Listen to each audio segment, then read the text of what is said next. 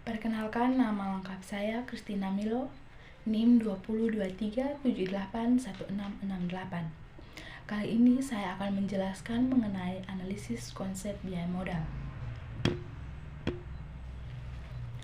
Biaya modal adalah biaya yang harus dikeluarkan atau yang harus dibayar untuk mendapatkan modal, baik yang berasal dari hutang, saham, preferen, saham biasa, maupun laba ditambah untuk investasi perusahaan.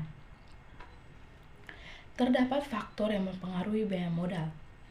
Menurut Brigham dan Houston 2011, biaya modal yang dipengaruhi oleh beberapa faktor, yang beberapa berada di luar kendali perusahaan, tetapi yang lainnya dipengaruhi oleh kebijakan pembiayaan dan investasi perusahaan tersebut.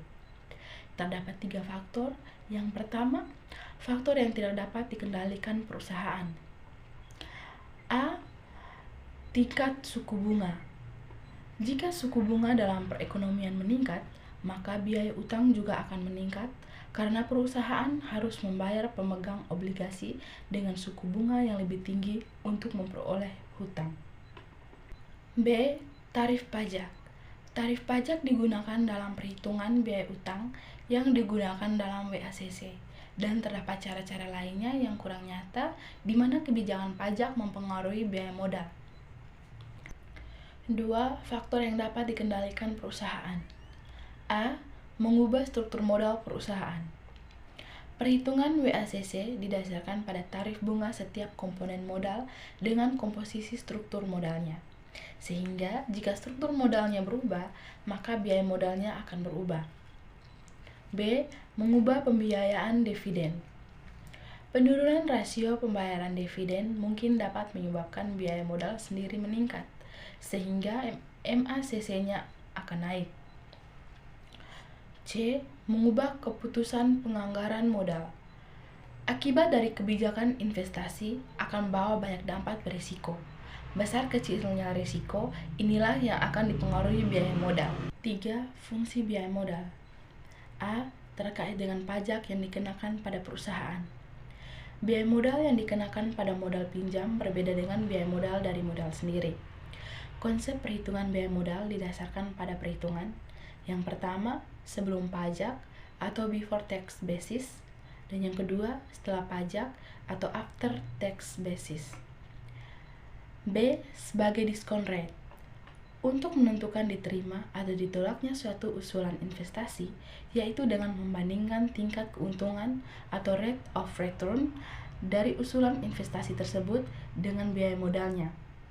Biaya modal di sini adalah biaya modal yang menyeluruh atau overall cost of capital. Yang berikut jenis-jenis biaya modal. A. Biaya modal individual. 1. Biaya modal utang. Biaya modal utang merupakan tingkat keuntungan yang disyaratkan pemberi pinjaman atas investasi perusahaan yang dibelanjai dengan utang. Biaya modal utang harus ditanggung perusahaan karena perusahaan menggunakan utang untuk menandai investasinya. Perhitungan biaya utang lebih mudah dibandingkan dengan biaya modal karena biaya modalnya bersifat eksplisit. A. Biaya modal dari hitungan jangka pendek. Hutang jangka pendek atau hutang lancar merupakan hutang yang jangka waktu pembeliannya kurang dari 1 tahun, yang terdiri dari hutang perniagaan, hutang wasel, dan kredit jangka pendek dari bank utang yang jatuh tempo dalam jangka waktu kurang dari 1 tahun. B. Biaya modal hutang jangka panjang. Pada dasarnya, biaya penggunaan hutang jangka panjang atau cost of debt yang biasanya berasal dari obligasi atau cost of bond. Biaya modalnya dengan memperhitungkan jumlah neto yang diterima dengan pengeluaran kas yang terjadi karena penggunaan dana tersebut. Biaya utang ini merupakan utang yang pelunasannya akan dilakukan dalam jangka waktu lebih dari 1 tahun. 2. Biaya modal saham preferen. Biaya modal saham preferen merupakan biaya real yang harus dibayar jika perusahaan menggunakan dana dengan menjual saham preferen. Biaya saham preferen adalah sama dengan tingkat keuntungan yang dinikmati pembeli saham preferen. Rumusnya adalah KP sama dengan DP per PN, di mana KP merupakan biaya saham preferen, DP merupakan dividen saham preferen, dan PN merupakan harga saham preferen bersih yang diterima atau harga setelah dikurangi valuation cost. 3. Biaya modal saham biasa. Biaya modal saham biasa merupakan biaya yang dikeluarkan perusahaan yang memperoleh dana dengan menjual saham biasa atau menggunakan laba ditambah untuk investasi. 4. Biaya laba ditahan. Laba ditahan merupakan laba yang diperoleh dari perusahaan, baik sebagian maupun keseluruhan. Laba tersebut ditahan atau tidak dibagikan kepada pemegang saham dalam bentuk dividen. B. Biaya modal keseluruhan atau biaya rata-rata tertimbang. Biaya modal rata-rata tertimbang adalah tingkat pengembalian rata-rata yang harus perusahaan sediakan kepada pemasok modal agar mau mengkontribusikan uangnya ke perusahaan. 1. Fungsi WACC.